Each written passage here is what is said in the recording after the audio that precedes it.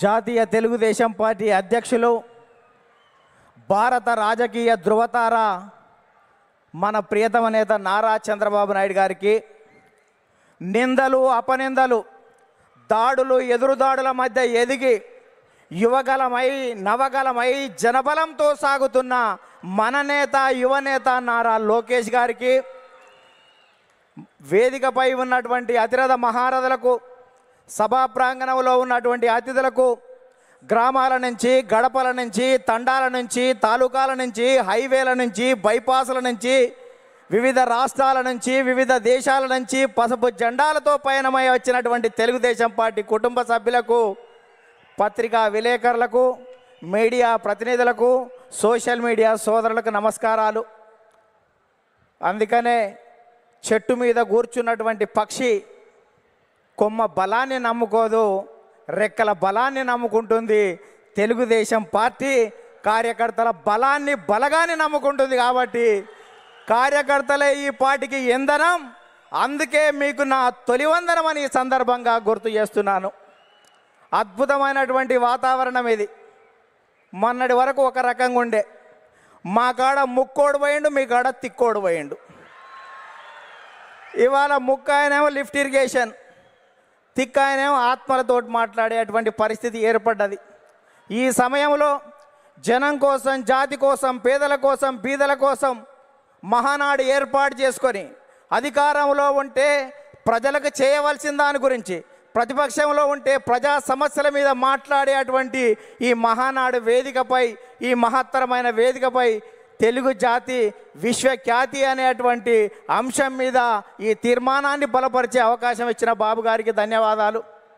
సోదరులారా, స్వర్గీయ నందమూరి తారక రామారావు గారి మనందరి ఆరాధ్య దైవం, తెలుగువాడి ఆత్మగౌరవానికి ప్రతీక, నమ్మిన సిద్ధాంతాల కోసం మడమ తిప్పని యోధుడు, ఎందరికో రాజకీయ జన్మనిచ్చిన కారణ జన్మడు, సినీ వినీలాకాశంలో రారాజుగా వెలుగుతున్నటువంటి సమయంలో రాష్ట్రంలో, కేంద్రంలో ఉన్నటువంటి పరిస్థితి చూసి ఢిల్లీ పురవీధుల్లో దిగజారుతున్న తెలుగువాడి ఆత్మగౌరవాన్ని పరిరక్షించాలని, తెలుగువాడి ఆత్మగౌరవం అంగట్లో అమ్మే సరుకు కాదని నిరూపించాలని, గాఢాంధకారంలో ఉన్న తెలుగు జాతికి వెలుగులు ప్రసాదించాలని, రాష్ట్రంలో ఉన్నటువంటి ఆర్థిక అసమానతలు, సాంఘిక దురాచారాలు, ఇవాళ నిరుద్యోగం, నిరక్షరాస్యత ఇటువంటివి పారదోలాలని, పేదల కోసం, బీదల కోసం, బడుగు జనం కోసం, పల్లె ప్రజల కోసం, అణగారిన జనాల అభివృద్ధి కోసం ఆదర్శవంతమైనటువంటి విధానాల ద్వారా తెలుగుదేశం పార్టీకి శ్రీకారం చుట్టాడు అని ఈ సందర్భంగా గుర్తు చేస్తున్నా.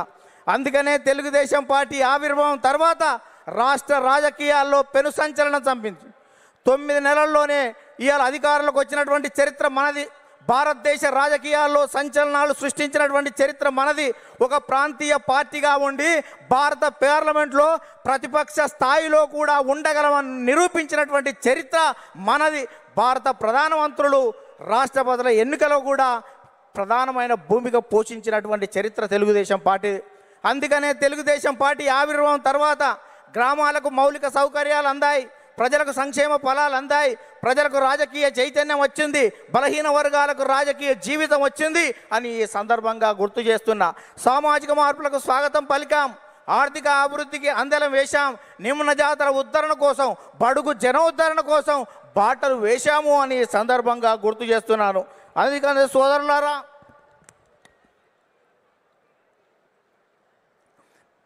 బడుగు జనోద్ధరణ కోసం బాటలు వేశాం. అందుకనే గతంలో రాజకీయాలు భూస్వాములు, ఆసాములు, జమీందారులు, జాగీర్దారులు, దేశ్ముఖులు, దేశ్ పాండేల కబంధ హస్తాలలో ఉన్నటువంటి రాజకీయాన్ని గరీబోళ్ళ ముంద ఉంచినటువంటి చరిత్ర తెలుగుదేశం పార్టీది. కమ్మరి, కుమ్మరి, చాకలి, మంగలి, ఎరకలి, మాల, మాదిగ, వడ్డెర, బలిజ, లంబాడ, కోయ, ముదిరాజ, పెరిక, మేరు, కాపు, వైశ్య, యాదవ, నేత, గీత, కార్మిక, కర్షక, బడుగు బలహీన వర్గాల బిడ్డల చేతులకు ఈ రాజకీయ అవకాశాన్ని తీసుకొచ్చినటువంటి చరిత్ర తెలుగుదేశం పార్టీది అని సందర్భంగా గుర్తు చేస్తున్నా. అందుకనే స్వర్గీయ నందమూరి తారక రామారావు గారు 2 రూపాయల కిలో బియ్యం పెట్టాడు. ఆ రోజు ఉన్నటువంటి తినేవాడికి తిండి, ఉండడానికి ఇల్లు, కట్టుకోవడానికి బట్టలు ఉండాలని 2 రూపాయల కిలో బియ్యం పెడితే 30 సంవత్సరాల క్రితం 40 సంవత్సరాల క్రితం తెలుగుదేశం పార్టీ పెడితే ఈ దేశంలో ఆహార భద్రతా చట్టం మనం పెట్టిన దానికి 20 సంవత్సరాల తర్వాత ఆహార భద్రతా చట్టం వచ్చింది. అంటే తెలుగుదేశం పార్టీ ఒక నిర్ణయం చేస్తే ఈ దేశం వివిధ రాష్ట్రాలు 20 సంవత్సరాల తర్వాత ముందు చూపుతోటి చేస్తున్నటువంటి పరిస్థితి ఉంది. మనం మహిళలకు ఆస్తి హక్కు 30 సంవత్సరాల క్రితం ఇస్తే భారత పార్లమెంటులో మనం నిబంధన పెట్టిన తర్వాత 15-20 సంవత్సరాల తర్వాత కూడా భారత పార్లమెంట్లో పెట్టేటువంటి పరిస్థితి ఉంది. అందుకనే ఈ దేశంలో ప్రతి చట్టం కూడా తెలుగుదేశం పార్టీ ముందు చూపుతోటి విజన్ 20 తోటి ముందుకు పోతున్నటువంటి పరిస్థితి ఉంది. అందుకనే స్వర్గీయ నందమూరి తారక రామారావు గారు తర్వాత మన ప్రియతమ నేత నారా చంద్రబాబు నాయుడు గారు అధికారంలోకి వచ్చిన తర్వాత రామన్న రూపుదిద్దినటువంటి ఈ పార్టీని చంద్రన్న తీర్చిదిద్దాడు. అందుకనే విద్యకు ప్రాధాన్యత ఇవ్వాలనే ఉద్దేశంతో ఇవాళ సమైక్య రాష్ట్రంలో 23,000 పాఠశాలలు, 1,047 ఉర్దూ పాఠశాలలు, 40 రెసిడెన్షియల్ పాఠశాలలు, 4,352 అప్పర్ ప్రైమరీ స్కూళ్ళు, 906 ప్రైవేట్ జూనియర్ కళాశాలలు, 362 ప్రభుత్వ జూనియర్ కళాశాలలు, 131 ఇన్సెంటివ్ జూనియర్ కళాశాలలు, 1,295 డిగ్రీ కళాశాలలు, 275 బీఈడి, 276 ఎంసీఏ, 206 ఎంబీఏ, 188 ఇంజనీరింగ్ కాలేజీలు, ఇవాళ 26 మెడికల్ కాలేజీలు, 24 ఫిజియోథెరపీ కాలేజీలు ఏర్పాటు చేసి, 31 నర్సింగ్ కాలేజీలు ఏర్పాటు చేసి, 31 ఫార్మసీ కాలేజీలు ఏర్పాటు చేసి ఇవాళ 1,60,000 టీచర్ పోస్టు భర్తీలు చేసి, 60,000 విద్యా వాలంటీర్ల నియామకం చేసి, కిలోమీటర్కి ఒక ప్రాథమిక పాఠశాల, 3 కిలోమీటర్కి ఒక ఉన్నత పాఠశాల, మండలానికి ఒక జూనియర్ కళాశాల, రెవెన్యూ డివిజన్కి ఒక ఇంజనీరింగ్ కళాశాల, జిల్లాకు ఒక మెడికల్ కాలేజీ ఏర్పాటు చేసి 17% అక్షర శాతాన్ని పెంచి ప్రపంచవ్యాప్తంగా వస్తున్నటువంటి అవకాశాలని పునికి పుచ్చుకొని వెతికి పట్టుకునే దమ్మును, ధైర్యాన్ని, చైతన్యాన్ని స్ఫూర్తి ఇచ్చినటువంటి చరిత్ర మన నారా చంద్రబాబు నాయుడు గారు తన ఈ సందర్భంగా గుర్తు చేస్తున్నా. అందుకనే యువత నేడు నారా అంటే రా అని పిలుస్తున్నటువంటి తరుణం ఆసన్నమైంది అని ఈ సందర్భంగా గుర్తు చేస్తున్నా. చంద్రబాబు నాయుడు గారు ఐటీ తేవడం వల్ల ఇన్ఫోసిస్ వచ్చింది, ఐఆర్డీఏ వచ్చింది, IIIT వచ్చింది, ఐఎస్బి వచ్చింది, ఐసిఐ వచ్చింది, నల్సార్ వచ్చింది, నేషనల్ ఇన్స్టిట్యూట్ ఆఫ్ కన్స్ట్రక్షన్ వచ్చింది, ఇటువంటి జినోమ్ వ్యాలీ వచ్చింది, ఔటర్ రింగ్ రోడ్ అంకురార్పణ చేశాం, ఇవాళ ఇంటర్నేషనల్ స్టేడియాలు కట్టాం, ఇంటర్నేషనల్ స్టేడియాలు, ఎయిర్పోర్ట్లు నిర్మాణం చేశాం. ఇవాళ హైదరాబాద్లో అనేక రకాలైనటువంటి అభివృద్ధితోటి ప్రపంచవ్యాప్తంగా ఉన్నటువంటి కంపెనీలు ఇవాళ హైదరాబాద్కు వచ్చాయి, తెలుగు రాష్ట్రాలకు వచ్చాయని ఈ సందర్భంగా గుర్తు చేస్తున్నా. తెలుగుదేశం పార్టీ ప్రపంచవ్యాప్తంగా ఉన్నటువంటి తెలుగు వాళ్ళ కోసమే పనిచేస్తుంది అని ఈ సందర్భంగా గుర్తు చేస్తున్నాను. తెలుగు రాష్ట్రాల అభివృద్ధికి అడుగులు నేర్పినటువంటి చరిత్ర తెలుగుదేశం పార్టీది. తెలుగు రాష్ట్రాలలో ప్రగతిని పరుగులు తీయించినటువంటి చరిత్ర ఇవాళ తెలుగుదేశం పార్టీదని ఈ సందర్భంగా గుర్తు చేస్తున్నాను. అందుకనే సోదరులారా, ఇవాళ ప్రపంచవ్యాప్తంగా నారా చంద్రబాబు నాయుడు గారి మీద ఉన్నటువంటి మమకారంతో ఇవాళ చంద్రబాబు నాయుడు గారు అనుక్షణం, ప్రతిరోజు, ప్రతి గంట, ప్రతి నిమిషం, ప్రతి క్షణం ప్రపంచవ్యాప్తంగా వచ్చినటువంటి మార్పులను గ్రహిస్తూ మనని చైతన్యం చేస్తూ ఆ వైపు మనల్ని తీర్చిదిద్దు తెలుగు జాతిని మహోన్నత జాతిగా తీర్చిదిద్దేటువంటి దానికి శ్రీకారం చుట్టాడు అని ఈ సందర్భంగా గుర్తు చేస్తున్నా.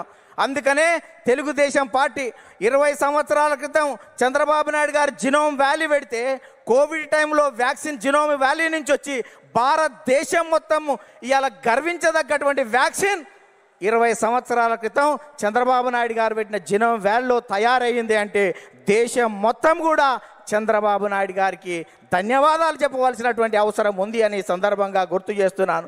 అందుకనే అనేక మంది నేతలు రాజకీయంగా ఎన్ని విమర్శలు చేసినా మాన్యశ్రీ ప్రధానమంత్రి సైతం చంద్రబాబు నాయుడు గారి గురించి అనేక విషయాలు చెప్పారు. ముందు చూపుతో ఉన్నటువంటి అతని నాయకత్వాన్ని నేను అనుక్షణం చూస్తూ ఉంటానని చెప్పాడు. 20 సంవత్సరాల క్రితం చంద్రబాబు నాయుడు గారు టూరిజం గురించి చెప్తే ఎగతాళి చేసినటువంటి కమ్యూనిస్టులు మొన్న మా తెలంగాణ అసెంబ్లీలోనే టూరిజం అంటే మేము అపార్థం చేసుకున్నాం, అది అద్భుతం అని చెప్పినటువంటి పరిస్థితి చూసాం. అందుకనే ఇవాళటువంటి తెలంగాణలో ఉన్నటువంటి కొన్ని శక్తులు మనం నిత్యం వ్యతిరేకించే వాళ్ళు అనేక సందర్భాల్లో కూడా మనం చేసినటువంటి చంద్రబాబు నాయుడు గారి జినోమ్ వ్యాలీ గురించి కానీ ఆర్థిక అభివృద్ధిని ఏ రకంగా ముందుకు తీసుకువెళ్ళాడనేటువంటి విషయం ఒప్పుకున్నటువంటి ఉంది. అందుకనే ఇవాళ 2 రాష్ట్రాల్లో ప్రపంచంలో ఉన్నటువంటి తెలుగు వాళ్ళందరికీ తెలుగుదేశం జెండా కింద తెలుగు రాష్ట్రాలు కాదు, ప్రపంచవ్యాప్తంగా ఈ తెలుగు జాతి ఏకం కావాలి. తెలుగుదేశం జెండా కింద మనం అందరం ఐక్యంగా ముందుకు సాగుతూ ప్రపంచంలో ఒక గొప్ప జాతిగా మనం కీర్తి గడించవలసిన అవసరం ఉందని చెప్తూ ఆ కార్యక్రమానికి శ్రీకారం చుట్టిన నారా చంద్రబాబు నాయుడు గారికి, లోకేష్ గారికి ప్రత్యేక ధన్యవాదాలు చెబుతూ మనం అందరం కలిసి కట్టుగా కలిపి జట్టుగా ఈ పార్టీ ప్రతిష్టత కోసం కృషి చేద్దామని చెప్తూ ముగిస్తున్నాను. ధన్యవాదాలు.